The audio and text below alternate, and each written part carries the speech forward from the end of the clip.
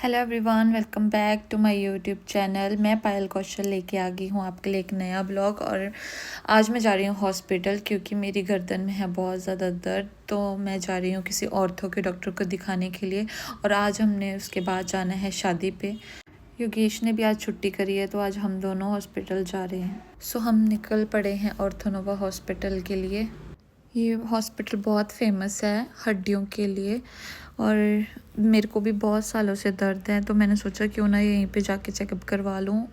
घर से निकलते ही हमने छोटी मम्मी को भी फ़ोन कर दिया था क्योंकि उन्होंने भी अपना बैक और एंकल का जो है वो चेकअप करवाना था क्योंकि उन्हें बहुत ज़्यादा दर्द था।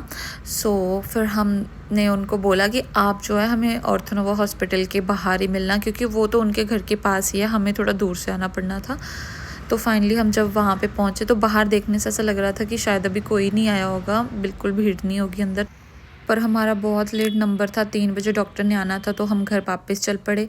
और जाते जाते हमने कुटिया में मत्था टेका और हम घर वापस चले गए क्योंकि हमें आज ना एक फ़ंक्शन में भी जाना था। तो ये एक शादी थी, मतलब किसी की हमारे नोन टू, तो वहाँ पे भी जाना था हमें। तो हमने सोचा कि पहले हम वहाँ पे जाके फिर 3 बजे हम वापस आ जाएंगे हॉस्पिटल, क्योंकि 3 बजे की टाइमिंग दी थी। इतनी देर बैठ के भी हमने वहाँ पे क्या करना था। तो हम अब घर के लिए वापस रवाना हो गए। फिर घर पहुँच के दादी तब तक रेडी हो चुके हुए थे और फिर हमने वहाँ से ऑटो लिया और मैं और दादी चल पड़े शादी पे। और योगेश कहते मैं स्कूटी पे आता हूँ, आप दोनों जो है वो पहले चले जाओ।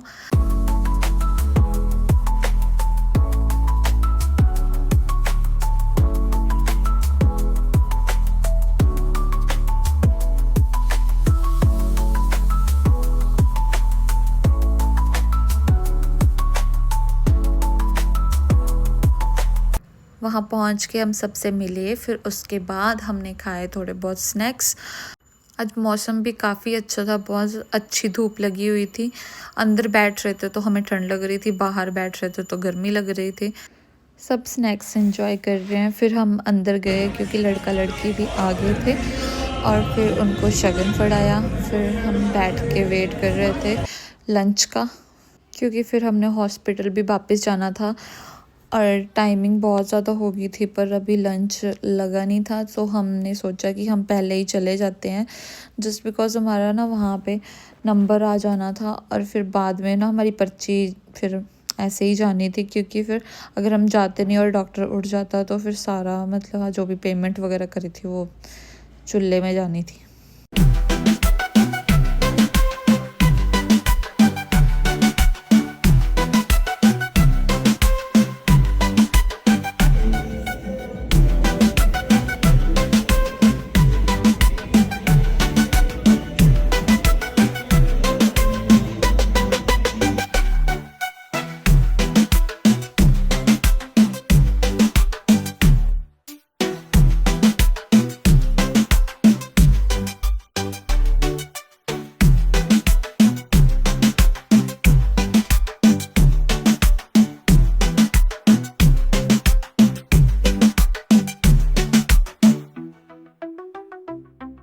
फिर हम पहुंच गए हॉस्पिटल, पर अभी भी काफ़ी ज़्यादा भीड़ थी, बट मॉर्निंग से तो चलो थोड़ी कम थी। फिर हम वेट कर रहे थे, मैं मम्मी और योगेश वेट कर रहे थे कि कब हमारी बारी आएगी। फिर जब हमारी बारी आ ही गई तो डॉक्टर ने बोला पहले जाके एक्सरे करवा के आओ। फिर हमने एक्सरे करवाया, एक्सरे करवा के 10-15 मिनट रिपोर्ट आने को लगे। फिर हमने फ़िल्म कलेक्ट करी एक्सरे की, फिर उसको दिखाया, फिर उसने हमारे को दवाई लिख के दी। फिर हमने फार्मेसी से वो दवाई कलेक्ट करी, पेमेंट करके हम वापस आ गए घर के लिए। और रास्ते में हमने कुछ खाया क्योंकि खाना हमने खाया नहीं था। फिर उसके बाद हम घर पहुंच गए। घर पहुंचने के बाद फिर योगेश को सर का फ़ोन आ गया था क्योंकि उन्होंने कुछ काम बताया था उनको। आज उन्होंने छुट्टी करी थी इसलिए उन्होंने बोला कि अपना घर से ही लैपटॉप से ही काम कर दो। फिर जेठालाल देखते देखते उन्होंने भी अपना काम ख़त्म किया और मैंने रखा था दूध और वो उबल गया यार। फिर मैं फटाफट से योगेश को बोल रही थी कि आप ना दादी को रोकना, मैं फटाफट साफ़ कर देती हूँ इसको, दादी को पता नहीं लगना चाहिए। कई बार ऐसे हुआ है कि मेरे से दूध उबल जाता है बट मैं फटाफट साफ़ कर देती हूँ ताकि तो उसका नामो निशान ही नहीं बचा। देखो ऐसे साफ़ करती हूँ बिल्कुल कि पता ही नहीं चलता है कि यहाँ पे कुछ हुआ भी था। फिर शाम के टाइम मम्मी आए हुए थे और पापा भी आ गए थे अपने काम से सीधा इधर ही हमसे मिलने के लिए। और फिर हम मार रहे थे गप्पे और वेट कर रहे थे योगेश और कन्नू का, क्योंकि वो गए हुए थे जिम और लेट हो गए थे।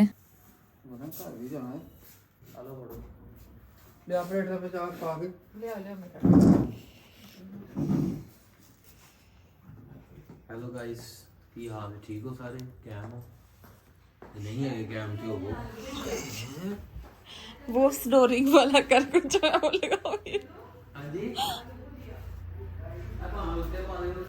मम्मी कैसी बनी है? मैंने अभी बनाई है ये थोड़ी देर पहले ही। बहुत बढ़िया बनी, बहुत बढ़िया।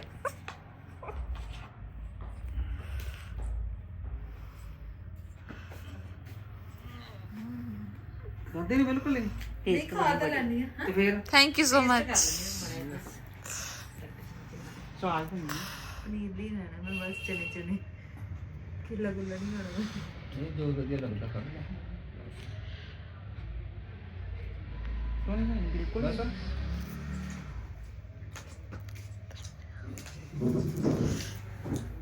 चलिए मैम सर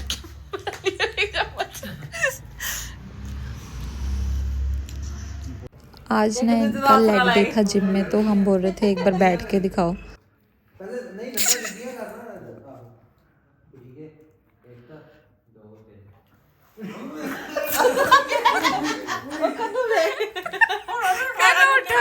उठ कन्नू।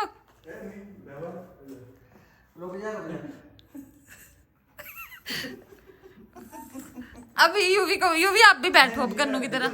हाँ टिके लगा कर बैठा है। नहीं वो फिर लगता दिया।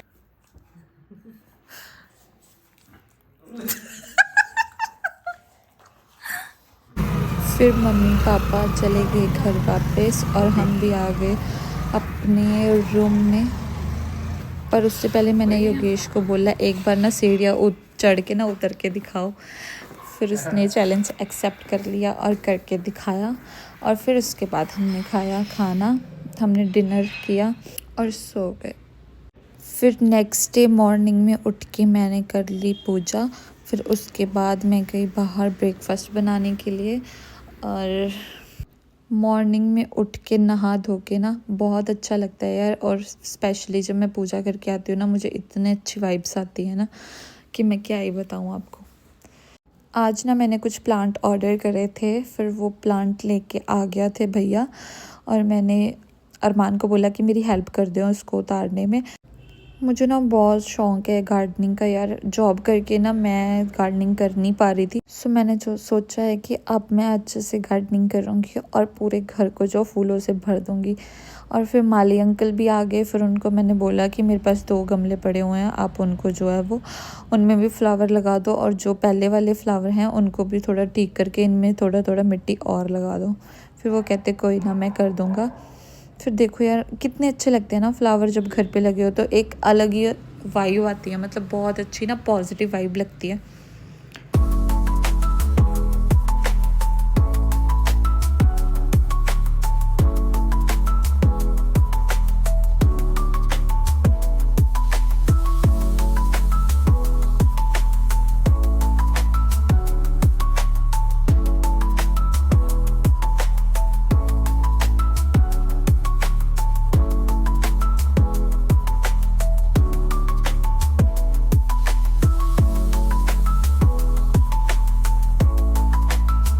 आज इतनी अच्छी धूप निकली हुई थी कि फिर बाद में जो मैं ऑर्थोनोवा से तेल लेके आई थी, उन्होंने बोला था ये 2 टाइम ना इसकी मालिश करनी है। फिर मैं धूप में जाके दादी के साथ बैठ गई और मैंने थोड़ी देर मसाज करी उस ऑयल की। और इतनी ज़्यादा हीट आई ना यार, इससे बहुत ज़्यादा आराम भी मिला। बहुत सही तेल है वैसे तो ये।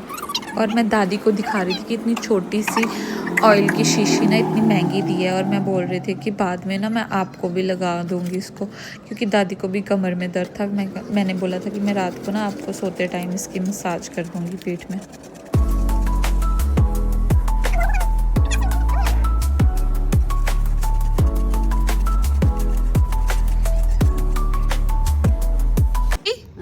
एक ही करन लग गए हो वाला ते लान लगी हां की प्याज प्याज ते करे इहदे ना की होना है? इतना बाल नहीं चढ़ते बहुते। ਅੱਛਾ ਅੱਛਾ हाँ ਤਾਂ ਹੀ ਤੁਹਾਡੇ ਕਾਲੇ ਵਾਲ ਆਣ ਲੱਗ ਪਏ ਇਹਦੇ ਬਾਰੇ ਤਾਂ ਹੀ ਕਾਲੇ ਵਾਲ ਲੱਗ ਪਏ ਤੁਹਾਡੇ ਆਣੇ नहीं इतना काले का ही फर्क पैंदा है। हाँ हाँ चिट्टे चिट्टे नहीं आने होंगे। ठीक है मेरे को भी लगा देना फिर हाँ तेरे को लगा लेंगे ठीक है ठीक तुम। है ये किससे सीखा है आपने तेरे वर्गी भैन ने दस दिता मैंने मैं अदा की। ठीक है इसको कद्दूकस करोगे हाँ कद्दूकस करना पहले हाँ फिर जेड़ा पानी होना वो लाना है ना पानी आ पानी हाँ जी रस आना जेड़ा जोड़ांगे ना। ठीक है ठीक हाँ जी बतली जी टाकी च जोड़ के हाँ फिर न सिर में ला लाए ओ। ਵਿੱਚ ਗਰੀ ਦਾ ਤੇਲ ਥੋੜਾ ਪਾਣਾ ਚੇਤਾ ਨਹੀਂ ਰਿਹਾ ਲਿਆਉਂਦਾ ਥੱਲੇ कोई नहीं मैं लियाऊंगी जब पाना होएगा ਓਏ ਫਿਰ ਘੰਟਾ ਕਿ ਲਾਈ ਰੱਖਣਾ। ठीक है ਹਾਂ तभी इतने जवान लगते हो आप ਹਾਂ तभी इतने जवान लगते हो ਤਾਂ ਹੀ ਜਵਾਨ ਹੋਈ ਜਵਾਨ ਹੋਈ।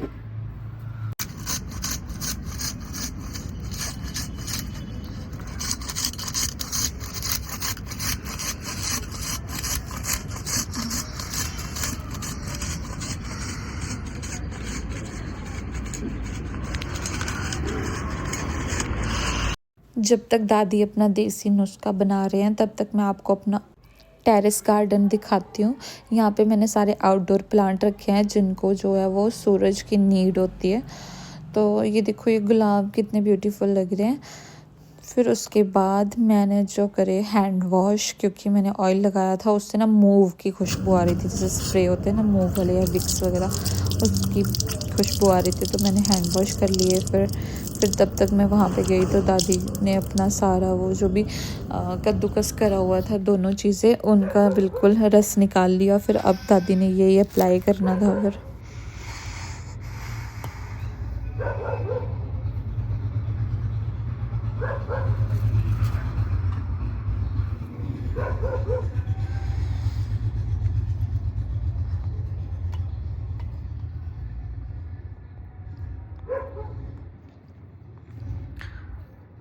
तो दोस्तों अगर आपको भी लंबे काले घने बाल चाहिए तो आप भी ट्राई करके देखना।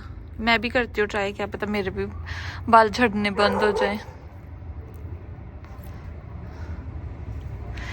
जो दादी माँ के नुस्खे होते हैं ना वो बहुत फायदेमंद होते हैं। मैं इनको बता रही हूँ कि जो दादी माँ के नुस्खे होते हैं वो बहुत फायदेमंद होते हैं। फायदे नहीं भी करेंगे कोई साइड इफेक्ट तो नहीं करेगा। ऐसे केमिकल शैम्पू लगा के तो कितने साइड इफेक्ट होते हैं। आप भी लगाया करो ना। मैं भी लगाऊंगी, आप लगा के देना मुझे। पर लाया कुछ ना हुए फिर। हाँ मैं नहीं लगाया, मैं तेल नहीं लगाती।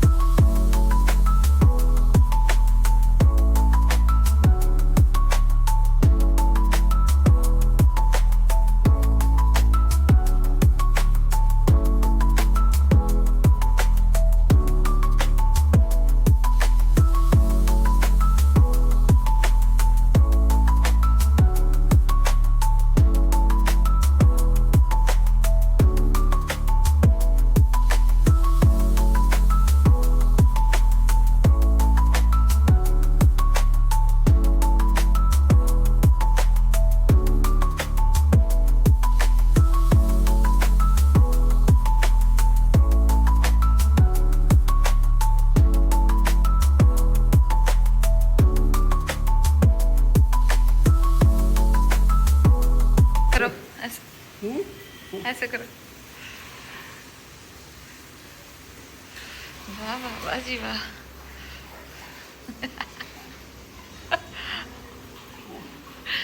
उसके बाद लंच में मैंने बनाए थे नमकीन चावल। और आज ना मेरा दिल थोड़ा सैड था क्योंकि आज ना मेरे पापा को भगवान जी के पास गए हुए 11 साल हो गए थे।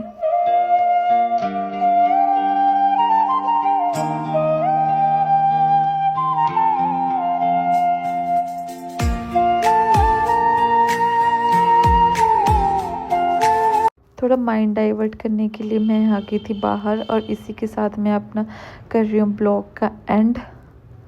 और गाइस आपसे मिलूँगी अब मैं नेक्स्ट वीडियो में। वीडियो अच्छी लगी हो तो लाइक एंड कमेंट कर दें। तब तक के लिए बाय।